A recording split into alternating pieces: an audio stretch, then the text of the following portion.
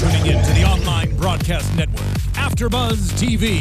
Over 20 million weekly downloads in over 150 countries, and your number one source for after-show entertainment. AfterBuzz TV, the destination for TV superfans, producing after-shows for over 300 of your favorite TV shows, interviewing celebrities and showrunners, and bringing you behind-the-scenes exclusives. All thanks to E! Entertainment's Maria Menounos, producer Kevin Undergaro, and internet leader Akamai. Now, let the buzz begin! Hey there, Agents of S.H.I.E.L.D. fans! We're here to talk about another episode of the Agents of S.H.I.E.L.D. podcast on AfterBuzz TV, and today we're talking about Season 3, Episode 13, Parting Shot! And we may or may not be feeling a lot of feelings. Just let this moment sink in a little bit. I'm not crying, you're crying! It's all gonna be okay, you guys. It's fine. Everything's fine. I am totally fine with the events that are occurring. I'm pretty sure it's gonna be fine. Yeah. We'll figure I think it out. if we maybe want it enough, we'll mostly be okay. I think we'll have a marvelous time. If we most want it. Want it That's so a good much. way to put it. All right, I'm putting the kibosh on that right away. Guys, we've got another fantastic. Oh, I didn't mean the song. No, But we've got a fantastic show for you tonight. Let me introduce my fantastic panel, and we have a wonderful guest to my left, Jesse Klein. Hi, S.H.I.E.L.D. class of 2016. Wow, what a year. You can find me at Jess Klein 1. That's JESSKLEIN, the number 1. Woo, go fightin' Coulsons. Class valedictorian Zach Wilson. That's the first time I've ever been called that. You guys can find me on Twitter and Instagram, YouTube at that Zach Wilson. And let me remind you guys, this is not the last. It's not the end of anything. No, it's Oh, not. Doyle Jesse. rules. Most likely to succeed, Joyce Ajouri. Oh, thank you. I've also never been told that before. Just kidding. That's really sad. Hey guys, you can find me on Twitter at Ajouri. And I'm class clown Megan Salinas. You guys can tweet at me at the Menguin. That's TheMenguin. We are also going to be following along with the hashtag ABTV Marvel, as well as keeping an eye on the live chat. And just like last week, we have a little something special in store for those of you who are in the live chat later on tonight. So we'll get to that a little later. I've got you guys. I'm watching. No Daredevil talk. None I will of it. find you. No spoilers here. Be nice. Be nice, everybody. So, but let me go ahead and introduce our fantastic guest, Jim McCann, Hey, everybody. comic book writer extraordinaire. The audience loves him. Why, thank you. I love the audience. Thank you. I love you more. For those of you who don't know, Jim McCann wrote the fantastic Hawkeye and I almost called it Mockingbird series. That would have been a different series. That would have been a wanna say the completely same different thing. crossover. But Slash so fic. No. he is basically responsible for bringing Mockingbird back into the comic public consciousness. So any Bobby fans out there, you have this man to thank. Woo! Aw, thanks. So You're welcome. No. Thank you guys for reading and for wanting her back. And thank you again, because this is Bobby's such a fantastic character, and this I think it's safe to say that this episode was a little bit of an emotional roller coaster for you. That's an understatement. So much God, so, so gutted. so much so, I think we're gonna need something a little bit stronger than our normal water tonight. So for Oh man. I love how half the bottle's gone. Well, it is in our mugs. yeah, it is in Already. our mugs. So we should probably go ahead and start off this episode, as I talk into the mic, with a toast to our favorite dynamic duo, Hunter and Bobby. You will be missed. To Bobby Spies and goodbye. Hunter and Bobby. we'll be hunting birds in our dreams. Anybody want me to top you off, just let me know. I'll pass the bottle. That It's is like- rough. It's like spy tears. It burns so good. Well, okay, guys. I think this was a very unique episode. They've been very the planning of and pacing of this season has been very interesting, and they've been playing around with time a lot since the beginning of season 3, and very, very heavily so once we hit the mid-season premiere. So I wanted to know, just initial impressions apart from all of the feels, what was your guys' take on tonight's episode, because it was something different than we're used to seeing? I thought this was a great episode. There was a lot of stress going on, and not just like at the end when they're leaving the show, but the stakes were very high. The only reason we didn't think that they were if not for like outside news, I would legitimately have thought they were about to kill Hunter, especially off. I thought either one of them could die. They really made you feel like they could go. When Hunter's getting dragged away, like, you thought he was going to be gone. That story they set up with May and about sacrifice, and that's what S.H.I.E.L.D. is about, really kind of set the tone for it's like Hunter might make a play. Hunter might do something or sacrifice himself so that Bobby can come out free. Yeah. And I think because of that, like the entire show, you're just like, what is going to happen? next? And when Hunter kept talking about how he wasn't quite feeling everything that they had been going on, like he wasn't quite feeling or gelling with the direction things were, and that how they needed a break.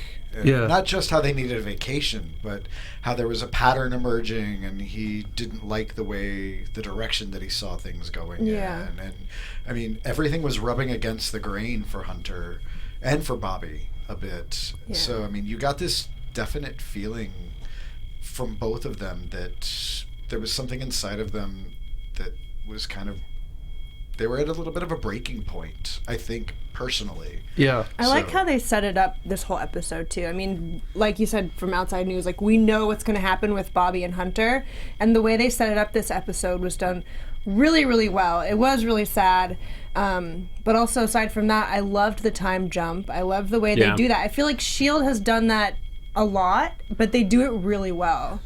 The writers in general are getting a lot more brave with like kind of messing with the device of the show, and I think it's really paying off. Like, this show is the type of show that you can do that with, and this was like, as far as like saying goodbye to characters go, like, this is one of the best I've ever seen for a show like this. Yeah, it was written really well. What's impressive about the writing of this show is that, especially for a network show, they play with time a lot in very interesting ways. They don't shy away from like messing with the stylized aspects of the show. They don't hold back when it's time to do something crazy, and they don't get stuck in episodic procedural things. Like, ever since Winter Soldier, we haven't had that as a feature. And it's something that you get a lot, especially on networks, and that's what's so impressive, that they've been able to keep the pace and the amount.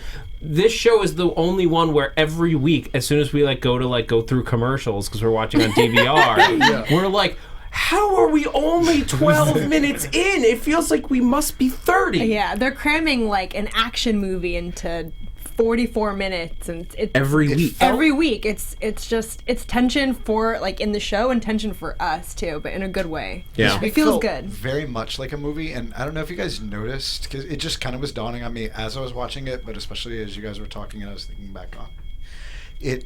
It actually felt like it was shot a little bit differently too. It was very monochromatic, a lot of grays. I mean, it was very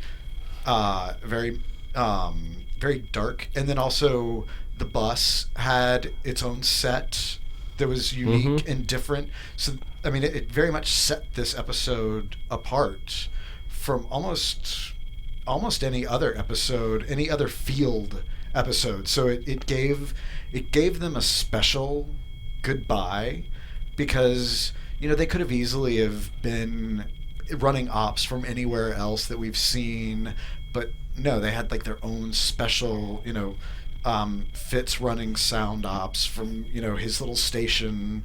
And everything. And, we had our S.H.I.E.L.D. interns running around on the side. The beloved intern. Yeah, but I mean, and that was a very red.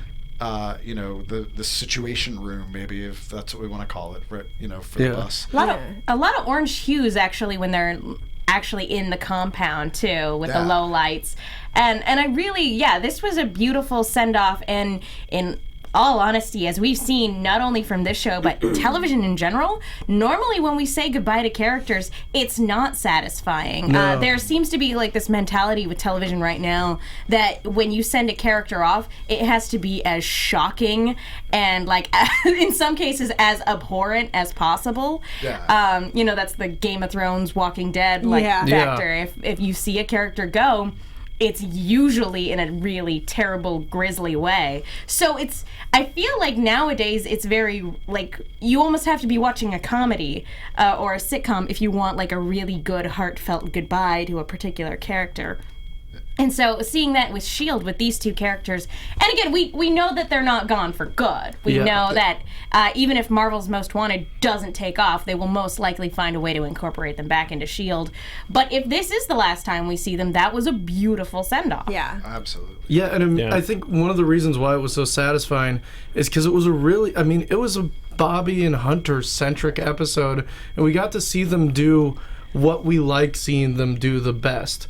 Like, Hunter got to be snarky and, like, give a really good mushroom soup recipe to Interpol. And, like, we got to see Bobby with the batons and the bringing them back. Like, we got to see her kick ass and still, like, have, like a fun thing about needing a cheeseburger and extra crispy fries. Like, we got to see them the way we like them. And not just kick ass, but also use her spy skills at every turn. Like, she's like, yeah, of course I speak Russian. I'm a spy. Why doesn't anyone else speak Russian? Why am I the only one? That's like the most important spy language. Watch a James Bond movie. Speaking of, we talk on the show a lot about how like certain episodes really feel like espionage and spy episodes, and like I was going to say that about this one too, but then I realized I was like, no, this is a very specific type of spy episode. This is our Cold War spy episode. Yeah, it's behind enemy lines. Yeah, the spy who loved me, that sort of thing. So good. I love their chemistry, and I'm gonna miss not seeing it for a while. Like, they worked so well together on screen, but they also worked really well when they weren't together, like constant communication, and just the fact that they both talked about food in the beginning, it just shows like how in sync they are as characters and as a couple, and it's just, I don't know, it was very sweet. Andy even said, I bet you could use a cheeseburger right now. Exactly. Yeah. They know each other so well. It's also ironic that this is the first time that we heard Bobby's call sign being Bird, yeah. On her last... Aww. Oh, Do you want me to top you off? Shot. Time to do a shot. Every time I say last, I'm going to have to do shot. Oh, I'll drink to that, yo. The only thing I'll say, and like as I'm processing this episode and like processing the send-off, it did sort of come almost out of nowhere. Because, like, there was no... Before this episode... Like, this episode built to them leaving very well. But there's nothing... Before there's been nothing like, else this season. Yeah, it just was like... And now they're going. Although... I feel like this might have been the first episode they wrote for this season. Like, it feels like this is where they're like, okay, we know this is our tent pole for this season. Like, this is the middle episode. Like, this is the part that we have to get to. And they kind of wrote backwards from it. Like, this is what we have to do to tie in to what we have in the larger MCU. It doesn't feel that big. Like, it's fairly... I mean, like, there's important stuff going on, but, like, I felt like once we... Other than shutting down the sanctuary... Yeah. there's not really a whole lot of world effect outside of it. But apart from strained relations with the U.S. and Russia in the Inhumans arms race. Yeah. I'm talking like an emotional temple. Like, okay. Like, I feel like that was a big moment for everyone on set, and like the people were like pushing the show. I kind of I tend to agree with you, Jesse, more than I do with you, Zach, on this one. Only because I'm thinking back in terms of some of the tracks that they laid earlier this season. And the thing about it is that it feels so long ago because we had the mid-season break. But if you remember, at the beginning of season 3, Bobby was stuck in an office. Hunter was out for revenge. Like, I remembered that May was mad at him for showing up at her dad's house. I completely forgot that he left Andrew to die. I had even written down, wait, what went down? And so last week when May said, we're not friends, I was surprised. I was like, wow, May, what a really mean thing to say. But then it's like, oh yeah, he would have been directly responsible for her estranged husband's, death, had that been the case, because that's what Ward was going for. So there's been a lot going on this season, but I understand, like, there could have been a little bit more foreshadowing, but I feel like for the stuff that they got, all of these character beats were very intentional. Yeah. There was a lot of character info, by the way, that was dumped on there. I mean, and a lot of stuff in the comics, and very true, like Bobby's mom living in San Diego. That doesn't count as a vacation. Bobby, if you caught it, which I did, when they asked, have you been married which time? I was like, yes! That means that she could have still been married to Hawkeye. It's like all of this information that we got in this episode about the two of them, we could have easily gotten in a span of like 2-3 episodes. Yeah. If they went back and forth between their action scenes and like their banter and their back and forth, that could have easily stretched on, but they definitely crammed it all into this episode. And we know that the state that looks, or the letter that looks like New Hampshire. That made me laugh. That made me laugh because I actually know what that looks like. I definitely thought just with her other marriages, when she mentions it's like Florence. That wasn't me. I was like, it was Clint. Yeah, Obviously Clint. Well, I am definitely curious about that. And speaking of being curious, are you guys curious about celebrity boyfriends' midlife crisis? Enjoy hearing stories about behind the scenes of Hollywood? Amused by old TV and movie references? Then you'll love The Tomorrow Show with Kevin Undergaro. Join AfterBuzz creator and Maria Menounos' fiance, Kevin Undergaro. Congratulations again, by the way, you guys. Along with AfterBuzz co-hosts Roxy Stryer, Ashley Daniels, and others for all the insanity. Watch live Monday and Thursday nights, 7 to 9 p.m. Pacific Time on thetomorrowshow.com, or subscribe and download free on iTunes. Go to thetomorrowshow.com for more information. Guys, seriously, there are a lot of really great, awesome people working on that show. You should go check it out. You can also see Zach in a Batman outfit in the beginning. Drinking a martini, right?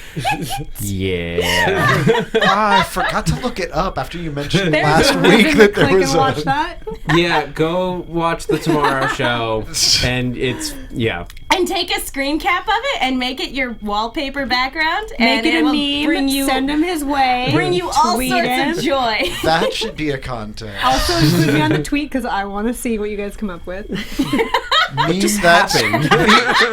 that screen cap You know is what, next maybe- week's contest. That's what we should do. That's what we should do next week. But we have something else in mind for this week, so Yes. we'll save that. We'll put that in our back pocket for next week. So start brainstorming, ladies and All gentlemen. right, I welcome it, I guess. Just embrace it. I can't stop it now. No. This ball is rolling. No, we don't have to do that. We don't worry about it. You'll be fine. Just do it. It's fine. We'll talk about it He's next giving week. you the okay. So. We'll talk about it next week. It'll be fine. Anywho, let's get back to this episode, because in addition to all of these really deep emotional character beats that we have, so much so that we're drinking, there's also a lot of... I thought we were drinking again. Oh, we can drink to that. You can drink I'll on to your that. own pace. I need to slow down.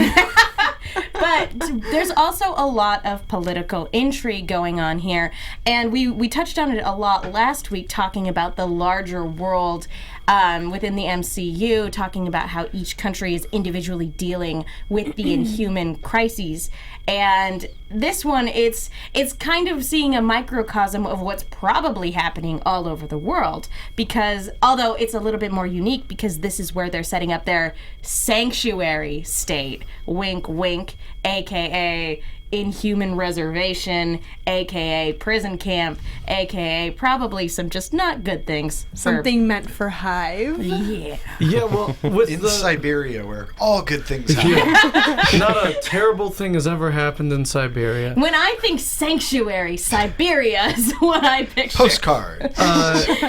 Yeah, well, with the Russian Prime Minister even talking about there being a superhuman arms race, and to have that many superhumans in Russia would immediately give them a bit of an advantage. And it actually reminds me, there's a Avengers Academy where they talk about how, I think it's Gauntlet talks about how every super science thing that ends in like a superhero, every alien spaceship landing, every mutation, it seems to almost always happen in the United States. And like, The sure, only there's- country where aliens ever seem to land in. Yeah, sure. There's like Captain Britain and Alpha Force, and there's some Flight. or Alpha Flight. Yeah, jeez. That's all right. You just spouted off a random Avengers Academy. So go Christos Gage. But I think it's a legitimate thing where if you're a country and you're seeing that there are these people who are capable of causing earthquakes or making shadow buddies, like you would want to make sure that you have as many of those people working for you and like protecting you as possible. I mean, if you have a group of them together, like even if these people aren't going to fight for Russia, if they grow up, if like the next generation grows up in Russia, they're going to have an allegiance. Yeah. Like it's just going to happen. And like you can also start blackmailing them. Like you live on our land, so you have to enlist a certain percentage of your population in our army. Yeah, Stuff like that, or like we control where you live. We'll kick you out if you don't send people to fight for us. If you want to go a little darker than that, it's just a straight up internment camp where it's not like a little tit for tat. It is literally we own you. That Raise sort of them in a thing. red room. In the Cold War, Siberia was literally used for blackmail. Like they would send your family to Siberia and say, if you want to see them again, you do this for the USSR. So like it's very fitting that they chose Siberia. It's also like far away, so if you have an Inhuman whose power is every time they blink they cause a nuclear explosion. That would be the worst. That would have been How the does that winning fit answer on from their last week. whole like balance and hierarchy of Yeah, so much for Inhuman intelligent needs. design. The planet would be gone. There's one that every time they blink they cause a lot of atoms to be made. So they make up for it. Oh, Could Lord. Thanos made, technically do destroyed, that? made, destroyed. They just like have to stare at each other all day, every day. It's the Inhuman version of rabbit season, duck season. Elmer season. I do. Since you mentioned him, I do want to bring up this General Androvich. I think I'm pronouncing General it. Yeah. Androvich. Androvich. Nice. You do a much better accent than I That's do. But yeah, I was really excited when we saw the promo last week that we had an Inhuman who either was a shadow or could manifest himself in a shadow in some way or could manipulate his shadow.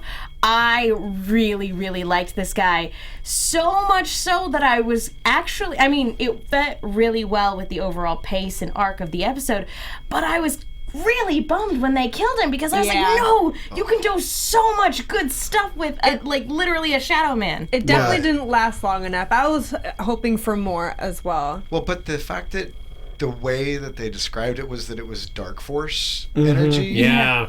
That opens up a whole new realm because if somebody's able to tap into the Dark Force, if we're introducing the fact that the Dark Force is out there, that's like a whole nother...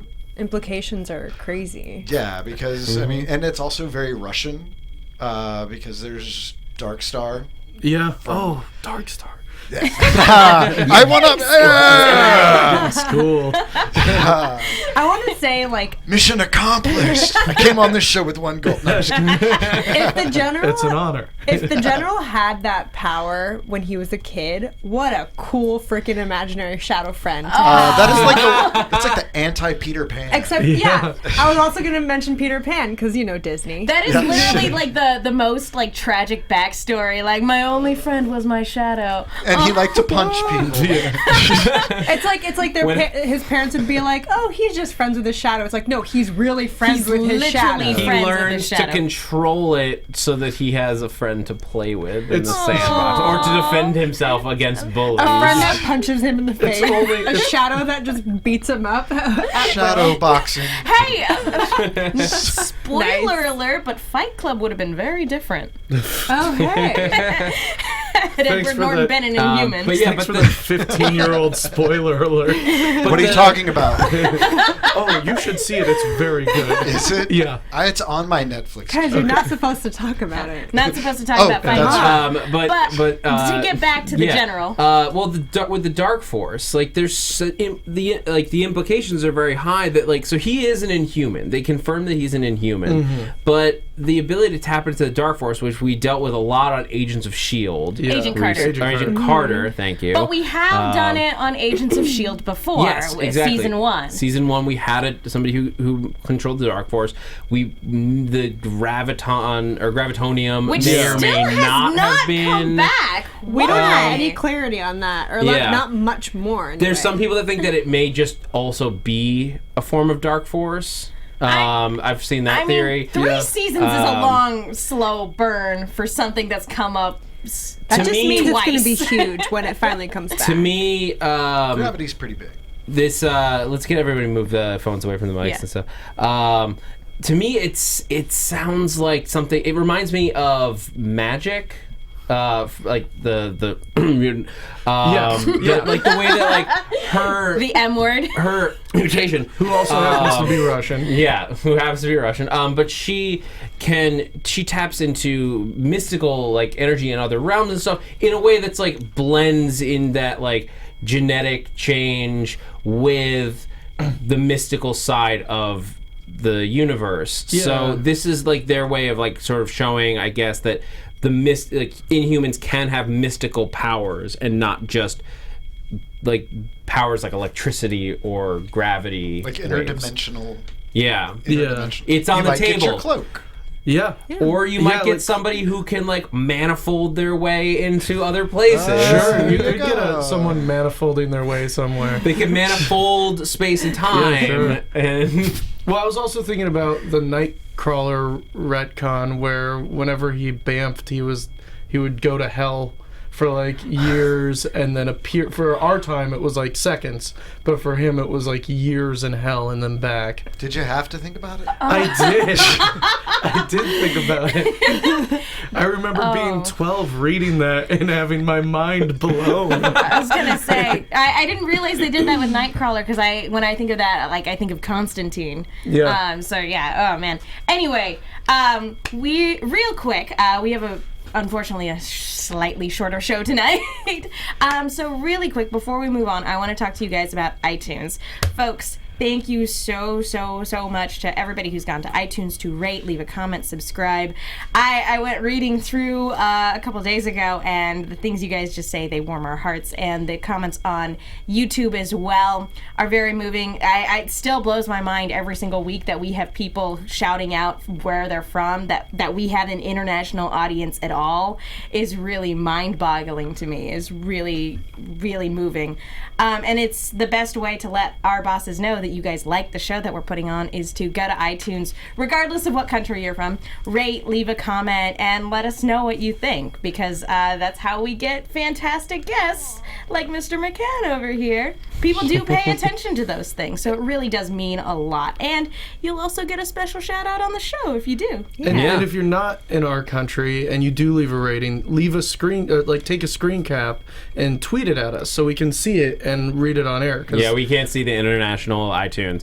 But we've got some reviews. Mama Lil 7 writes in again. Back to the best podcast ever. Moon Cow 33. I love all the work the Marvel team at ABTV does. Agent Carter was amazing. It's great to be back with Agents of S.H.I.E.L.D. Can't wait for Daredevil Season 2, which we started over the weekend. Yeah, No spoilers.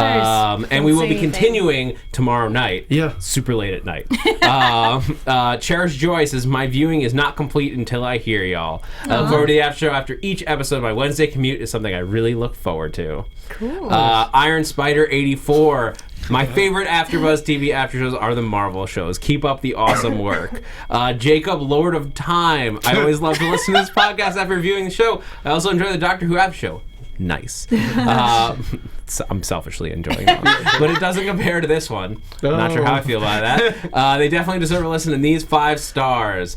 And then there's a whispered Hydra at the end of it. So I'm afraid now. What is this? Noel Angel 03 says, best crew at AfterBuzz. Thank you. Since I'm stuck in my cubicle farm 40 hours a week, I was looking for a way to relax at my desk and decided to hunt for a podcast with fellow nerds who love the same things I do. Once I found this podcast, my search was over. And the 10th Plague 8706. You guys are my favorite group of AfterBuzz hosts. Keep up the funny and insightful commentary on my favorite comic book show. By the way, Jesse, your description of Stiltman on the Daredevil podcast had me in tears. Yeah, we talked about Stiltman a lot. Like, He's like way more than I think he's ever been talked about Very before. important. On any given platform. Is that... Platform. I got it. I've become the thing I hate. Do we have any more comments? That's it. That's all of them. But thank you guys. We're up to 525 ratings. What? That's crazy. That's nuts. Keep them coming. I want to hit crazy 600 before the end of the season. We should do something special. If we hit 600, last year we cosplayed and we brought in our former host to come host with us. We should come up with something for this. I might be willing to cosplay again. We'll have to discuss that off We'll air. discuss. We should do something figure it out. Just never sing again. Never sing again. Hey, Oh my people like gosh. the singing. Why does that keep getting brought up?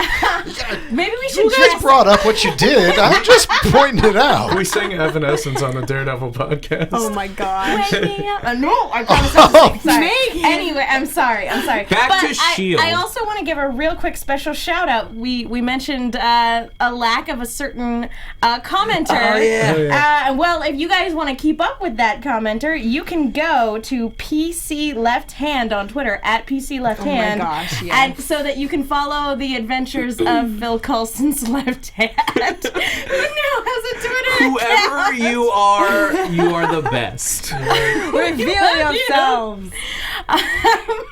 Anyway, but for those of you watching the live chat, we also have a little something special for you. Our wonderful guest brought in a few of these really fantastic comic books, Mind the Gap and New Avengers, and this one's out of print, BTW, which we are planning on giving away tonight. Last week we wanted to know what everybody's choice of Inhuman power would be. This week, since we've said goodbye to Bobby and Hunter, we want to know, where should they go on vacation? So those of you in the live chat, let us know. Sorry, everybody who's catching this on YouTube later. We'll have more poster giveaways and stuff. Reminder, unfortunately, U.S. only. Yeah. Just Apologies. This is part of the whole thing with contests and stuff. Yep, exactly. It's very expensive to send things to other countries. Anyway, so yeah, we will be announcing the winner for that at the end of the show. So we'll be keeping an eye on the live chat for that. Best, again, just like last week, we're looking for something unique. Whatever tickles our fancy is what we're looking for these ones. Anyway, let's go ahead and get back to tonight's episode.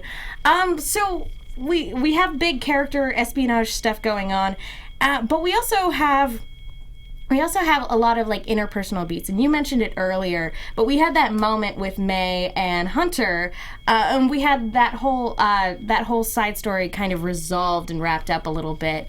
And did you guys think that was a little too on the nose for hinting at what was going to happen later on with Bobby and Hunter's self-sacrifice, or do you guys feel like it made everything come full circle? I think it was just a good setup. Like, I think it set that up. I think it also kind of has been the main kind of source of tension between those two characters, where she always felt like Hunter was not serious enough about what he was doing as an agent. And I think this was kind of the first example of Hunter taking that step forward and becoming the great agent that he could always be. Unfortunately, that step is also him retiring at the same time. So I think it was a great kind of setup for those characters. I think it was a good resolution as well for that story.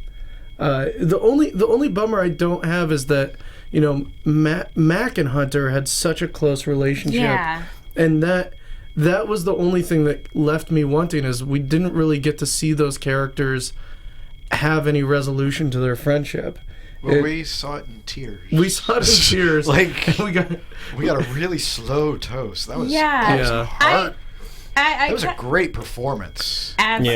Yeah. And I agree with you, Jim. I think that the resolution there was the fact that he was the one that lingered at the very end. He waited to toast to them until it was just kind of a one-on-one sort of thing. So, and again, I just thought of Mockingbird. Oh my goodness. After all this time. where was that in season 2 when we didn't know what they were up to? I have Mac so sad just circled on my notes. Just tears. Just tears. I do So feel the many need tears. to point out that the guy who's like tailing Hunter and Bobby, if he doesn't pick up on this, is the worst He's very undercover bad. agent ever. Also, Or I'd like to think he's nice enough to turn a blind eye to everything. turn the other cheek. Turn the other cheek. Every senior member of S.H.I.E.L.D. is in this bar alone. They're all drinking alone. It's not like they're in pairs. Nope. They're That would even all be weird to awkwardly me. drinking Like, alone. why are there 5 different people sitting by themselves in a very Raising a crowded glass bar? to each Raising other. Raising a glass Looking as in the the same general direction. As the people I'm watching have gotten 5 shots they didn't pay for And everyone's delivered to weeping. them. Well, he did look away. If he was, he did kind of go. So I feel, that's what This is too man's emotional ears for is me to handle.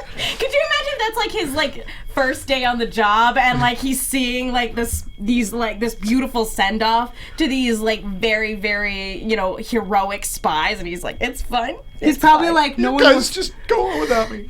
He's like, nobody will ever birthday." send me off that way. God damn it. I just- Better enjoy it from a distance. I was not voted most popular. I was not voted most likely to succeed. I also wrote that they must be drunk. Yeah. We know Because Hunter finished all of those shots. Yeah. And we know they at least had one beer before all those shots, so now they're mixing their liquors. Beer before liquor, never been sicker. Liquor before beer, you're in the clear. Or so Look, the they saying have goes. like the rest Go of to their college. lives to recover, so I think they're fine. And wherever we send them on vacation. Yeah, Yes. exactly. Yeah. So yeah, but this speaking of the fact that like what they were doing was pretty very moving, but pretty obvious. They bring up an excellent point in this discussion with the president and the prime minister. No one in the world is fooled. Pretty much everyone has guessed that S.H.I.E.L.D. is still up and running, or everybody who's in the know anyway. Yeah, they has- mentioned like all these different. There's a lot of intelligence forces around the world. Let's also remember, S.H.I.E.L.D. is not really quiet. No. Like for a spy agency, they're sometimes really bad about being a spy agency. They still have a giant S.H.I.E.L.D. logo on their plane. Well, I think that was one of the reasons why they were disavowed. Because, I mean, Bobby did pretty much in badass slow-mo walk around the corner and shoot a general in the chest. Yeah. That was intense. That was an intense moment because that was the most no-nonsense spy I think we've ever even had on this show. Especially from Bobby, from someone like her. Yeah, because it wasn't like, oh, I'm gonna protect you by like leaning into this shot, which was badass. But like this was like, no, I'm cold, calculated. The only way we're getting out of this is if I kill this person. Either the prime Shoot minister them. dies or this guy dies. Yeah. Do you think she was planning that with the thought of her leaving S.H.I.E.L.D. in mind? Like, given the fact that her and Hunter had that conversation beforehand, like, she was getting the idea that he wanted a break and he was getting tired of this. Do you think maybe she did that knowing that she was going to decide, okay, this is going to be my last run? I think it was more about this is the mission objective. Yeah. If I don't finish this mission now, Hunter will die. Because Hunter had come across the Inhuman and was getting the cracked kicked out of him by a she's shadow. In the moment. Yeah. She was, and that was a definitely in the moment call. I need to end this right now because otherwise the prime minister is going to die. She had no Hunter and the remorse. Get out. Get out. Well, again, I think you can come sit on the couch. There's room. No, I'll just sit here and bug Megan. I think it helps to remind us the difference between like a super spy versus a superhero. Where like spies, killing is a means to their end. Like they don't represent the hope or whatever that heroes represent. Killing is literally a part of their job. There's a reoccurring. I'm sorry, I didn't mean to interrupt. No, it's okay. Well, you might say they're licensed to do it. They might have a license to kill. There's been a reoccurring theme in this season in particular about making the hard choice. And there's several characters who insist that they're the ones that have to make the hard choice. They're the ones that have to make the hard call. And we see that as something that keeps coming up. And we see in this episode, Bobby made the hard call without ever having to address that she made the hard call. She just did it. She didn't have to justify it to herself. She didn't have to justify it to anybody else. She just did it. And so there are people like Ward who say, I have to make the hard call, and like use that as like a blanket statement to allow for anything that they do, to excuse anything that they do. Coulson used it as an excuse to kill Ward, and Bobby used it in a more self-sacrificing sort of way. And they convinced Coulson within 90 seconds. Yeah, that was the call, and they're willing to accept whatever they need to do. She seems to be the only one to really understand the full grasp of making the hard call. Everybody else seems to be using it as a way to placate their own guilt or to justify, doing something terrible. This, to me, seems more like, nope, this was the right thing to do, and I'm okay accepting the consequences. It kind of goes back to her being the spy. Yeah. I mean, like she even points out she's the spy in the spy organization. When we first met her, she was undercover with Hydra, not doing the nicest things, but that's her job. Like that's literally what her job is. So I think it was a great kind of like reminder of the character of Bobby, and at the same time, it was a really clean way of finding an end to this episode. Again, I'm just bummed we iced another Inhuman. Like, it's another Inhuman that has been killed, and it's like, how... Like, of course they're gonna be angry. Of course, like, Jiaying was insane, but she had a point. Like, now that Inhumans are out and about, they're getting killed and, like, put in camps and all of the stuff that she kind of warned people about. That she said was going to happen. And this guy deserved it. Naughty. They're out being this guy had to die, and that's the thing, is that it's a reminder, like, all Inhumans are not equal. Like, beyond just power set, like, there are evil Inhumans just like there are evil humans. Exactly. And the only problem is this amplifies whatever is good or bad about them. Just like, classic Captain America thing. It's like, this is only going to bring out the worst in the people who get these powers. Yeah. The problem is, like, there wasn't really any character for this guy. Like, all we know is he was told to kill the Prime Minister, and that's what he was going to do. He was a plot device, and that's frustrating, especially for a character with such a cool power. To have him just be a plot device, it is disappointing. It's a little expensive on the special effects side to keep him around. Which they looked real good. They looked really good. Looked really good. was cool. Good fight scenes tonight. Yeah. And The whole episode was just gorgeous. Yeah. It was really well done. And I also like it sucked to see this happen to. Oh my gosh, I almost called her Sky. Daisy. Yeah. Where's the jar? No, I'll take a drink. There we go. Every time we'll play After I the finish my thought. Sky drinking game. Because I mentioned this last week, and I still kind of have this as my prediction. Like, she's going right now. She's super defensive about the Inhumans and everything. So seeing someone like the General use his power the way he did, I mean, he was told to do it, but he used it for evil. And also, you know, I still think she's going to see things Lincoln's way, and she's still, like, eventually going to start swaying her opinion on, you know, the Inhumans and how she feels about how they're being treated. And Lincoln is off being trained. Somebody, I think it was Haywood, was asking, like, because Lincoln wasn't there and Joey wasn't there. Joey got given leave a few episodes ago, and Lincoln is in the cocoon. Learning not Russian. Not Russian. We brought this up last week when Mac was nowhere to be found, and for 2 weeks in a row, Fitz and Simmons have had a very played down role. And and you brought this up, Jesse, that the cast is so big, it's really hard to get everybody's storylines in. I think that might actually be part of the reason for this send-off, is so that we don't have to keep alternating between what characters are on screen and what characters aren't.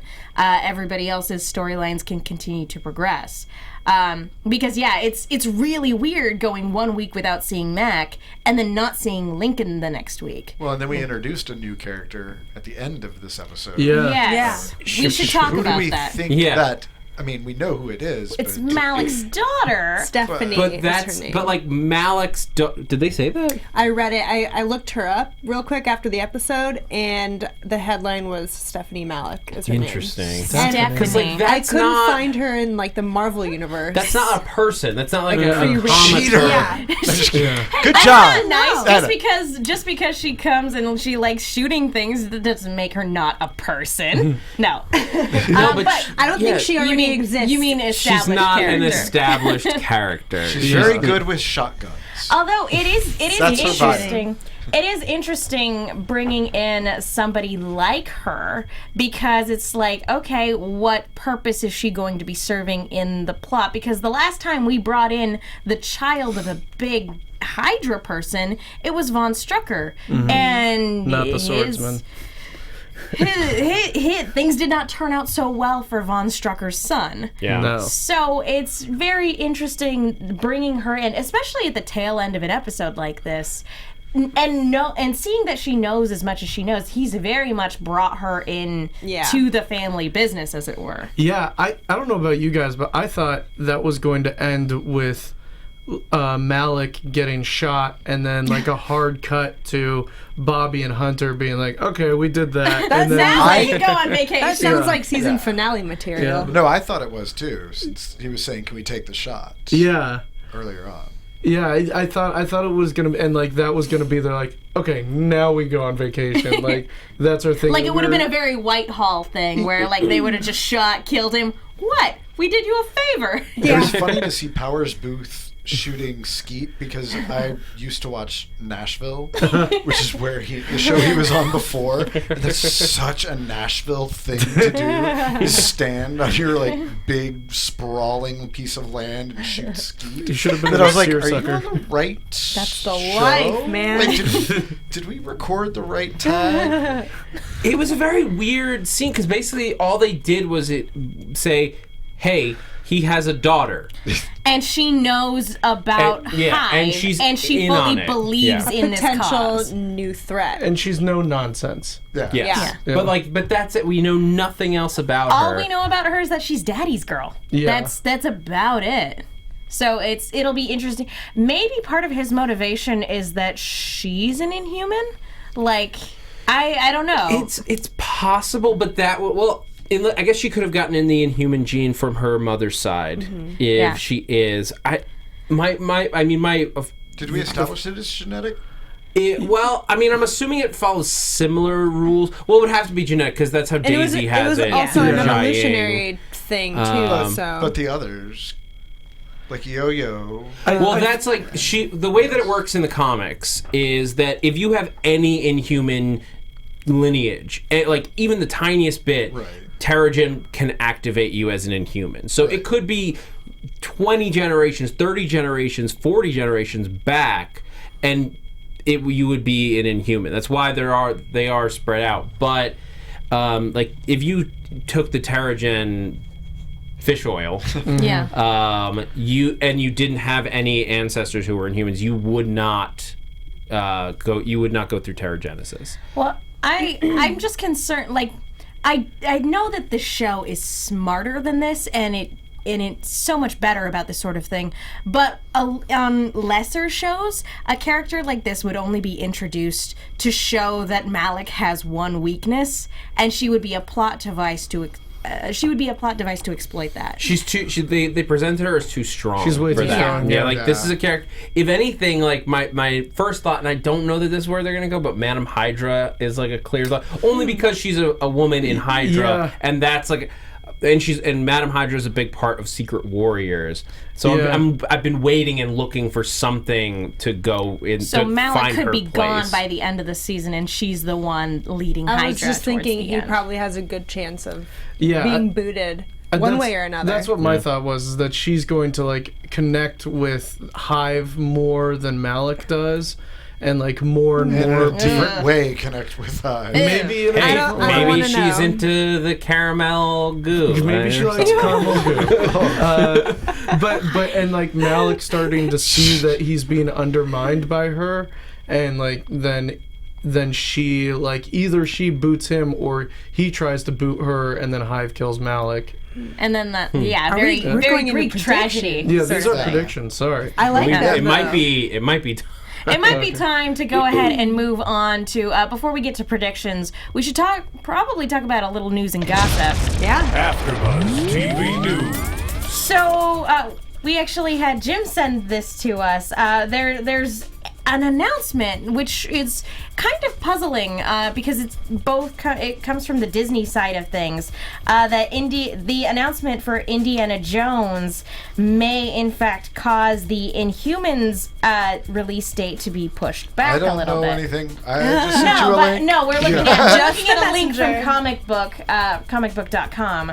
So what do you guys think this means? Because this is the first so basically, time. just to clear up, Disney announced the release date of Indiana Jones. It's a week after when Inhumans It's was very scheduled. close, yeah. And Disney's not going to want to step on their own giant properties, which Marvel is one of their biggest moneymakers. Indiana Jones is a big moneymaker. Sure. LucasArts in general is a big moneymaker right now. It implies that they are going to move Inhumans. It goes back a few months to when there was a rumor that they were canceling Inhumans, and Feige quashed that, but I still think it could shift and Inhumans could become a TV show instead. Here it is. Slow fade. Indiana Jones is wiping away dust on an ancient ruin. He looks at it. He starts translating it, and it says the words say Black Bolt. And it turns out the ancient ruin is actually Adelon, the ancient city of Inhumans. Boom! You keep them both. Two birds, one stone. Or it's Indiana Jones and the Terrigen Mist. Yes. Is the name of the movie. Yeah. It would be better than. And it's a tie-in. Actually, They go hand in hand. Indiana Jones in the city of Adelon. Yes. I was just about to say. I was one. just about to say it would be better than Indiana Jones and Aliens, but that's exactly what it is. They did the Crystal Skull last They time. weren't aliens. They were This time it's just interdimensional Indiana Jones creatures and Crystal. from a parallel world. Gag me with a spoon. Jeez. That would falls be in love with amazing. Indiana Jones versus Hydra. He hates snakes. Well, No, he's afraid of them. and he's been fighting Nazis for years. And he's been it fighting makes so Nazis much for years. sense. They get to stay. Hashtag it's and all they now- connected. George now they- Lucas, I know you watch this. Please. Kathleen Kennedy, we're one phone call away. Yeah. It's all part of a plan. They stick. Everything sticks to the landing. They stay hand in hand. This is the power of but on a Disney synergy. serious note, like Yeah. Inhumans has already been pushed back once. This would be the second time. I guess it's possible they could push it up, but I don't think so. Their schedule is already super crowded.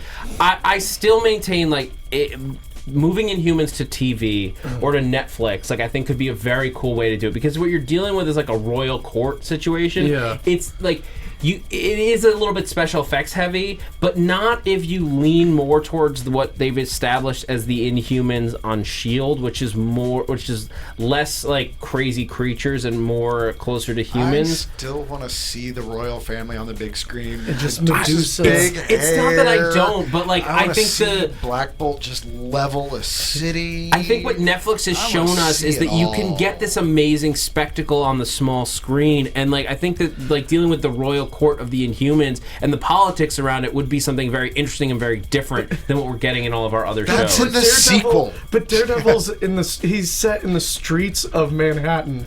Like this is on the blue side of the moon. Like think about it this way: if it's a battle for the throne, because that's what a lot of like what's going on in Inhumans right now is. Yeah. It's Game of Thrones with crazy powers. So if it is Netflix, then like maybe a 3-series movies. Like on Netflix. I was gonna say if it turns into a television series, the only way I see it working is if they do what they're doing with Guardians of the Galaxy right now and they turn it into an animated series, because it just that pulls it away from S.H.I.E.L.D. Exactly, and it's just there's this whole branding thing. I still want to see it on the big screen. Yeah. I wouldn't mind S.H.I.E.L.D. still interweaving, with. Yeah, I'm getting my Inhuman fix from S.H.I.E.L.D. right now. I don't need a separate series for that. I like it with the characters that I'm already attached to. Well, we're talking 4 years down the road. Fair enough. That is a long ways away. But at the same time, it's like, I hesitate to say that, like, changing the plan is, like, a good idea. Because, again, any big changes in the plan shows a lack of faith in the MCU as a whole that shakes the entire brand. So I don't necessarily see it going that way, but this is, given the rumors that we have, this is worth discussing and this is worth talking about. Yeah. And it is something to raise a few eyebrows. Anyway, we should get back to predictions because we are running short on time. Your AfterBuzz TV predictions. Thank you. So next week it looks like Daisy is kind of going, she's a loose cannon. She's going off on her own. A hacktivist again. So yeah, we do have, again, because we had a general who was, an Inhuman, he was staging a coup. That presents a lot of problems for Inhumans, and now that we've lost 2 of our best agents, that puts S.H.I.E.L.D. in a little bit of a predicament, to say the least. What do you guys think is on the docket for next week? I already said my prediction. I think we're gonna start to see the Secret Warriors starting to like come together, and as they get out into the field, you're gonna see Hydra and Hive's own version coming into play, and what that's gonna wind up with is blowing up out into other people and bringing in the outside world in a really dangerous way. Joyce? I already also kind of repeated my prediction from last week, and I'm still sticking to it. And I like the idea of Stephanie being a force against Malik at some point, or Malik getting, hurt or booted because of, her threat to him. So yeah, I could see her being a real like a foil to Daisy, really, like her versus Daisy, and whereas Coulson versus Malik. And that would be a good makes battle. sense. That makes sense with parallels too, because basically, Coulson is the father that she never had. So that makes for interesting parallels. So I still want the teleporting guy to come. If Eden Fosse shows up, I will lose my mind. That would be so cool. I will teleport to Mars. That would be the coolest thing. He can help. I know. I still think that's still like the slow burn that we're getting for the very quick shot that we got at the beginning of the mid-season. Yeah. That's my prediction, and I'm sticking to it. Jim, any thoughts? I think that we're definitely going to... I also think, as far as seeing at odds, we're going to see a lot more friction starting to grow between Lincoln and Daisy. Because I don't think that they're going to be seeing eye to eye for long. We saw sparks fly a little bit, but I think that they're, especially as they get into the field, his hot-headed nature is going to be coming out more and more, especially with Daisy being in her element next week, he's going to try and keep up. And I think that there may be a little bit of casualty. I think that there's going to be a casualty, definitely, by the end of this season, and I think it'll be at Lincoln's hands. Ooh. I am throwing that out there. And as we get out of here, I do want to announce we have a winner. We have a winner. Comics. And it was the first person who to pick this amazing answer, Jonathan Ma with Tahiti. A couple people shouted it really quick. Jonathan was the first one. It's perfect. Like, I couldn't have picked it better. Of course. No, that's I don't know what And I we're was not thinking. talking fake Tahiti. We're talking magical. We're talking magical, real Tahiti. It's a Not magical place Tahiti. to read comic books. Exactly. And to read Mind Gap. the Gap. Yes, exactly. So Mind the Gap. Yeah. We will be. I was reading it off the side here. It's very small. We will be DMing you so that you can send us your mailing information. Be sure to send us your Twitter handle if you haven't already done so. Congrats. Congratulations. And well done. That was very clever. Hope you enjoy it. Yeah. Again, thank you guys so much for watching. Jim, any final thoughts? Because this is your character send off. Oh God, I think that they handed. I think that. Before a new beginning. Oh God, yeah. No, I'm so excited to see where they go from here. It was an emotional send off. I think that it was absolutely perfect from the moment when she landed. And hit that pose from Hawkeye Mockingbird cover issue 1. So cool. I jumped up and screamed, and then tonight I absolutely shed a tear. Agents of S.H.I.E.L.D. Let's drink to that. Cheers. Cheers, everybody. Cheers. So where can people go if they want to keep up with you and your upcoming projects? On Twitter, you can find me at Jim McCann. Also on Instagram, although generally you'll just see pictures of kittens. I like that. They're very adorable. One is blind. And then on Facebook, it's the other Jim McCann. So that's JIMMCCANN. All right, thank you so much again for joining us Guys, tonight. thank you for having Such me. a pleasure. It was so much fun This was watching the awesome. episode and talking with you guys. And thank you, chat roll and live audience. And thank you for everybody who's downloading and listening. And thank you, world. I do say as we wrap out, because I know we're almost out of time. Daredevil, AfterBuzz TV's Daredevil After Show will continue tomorrow night at 11 p.m. Pacific Standard Time with me, Jesse, Mark, and Jamie.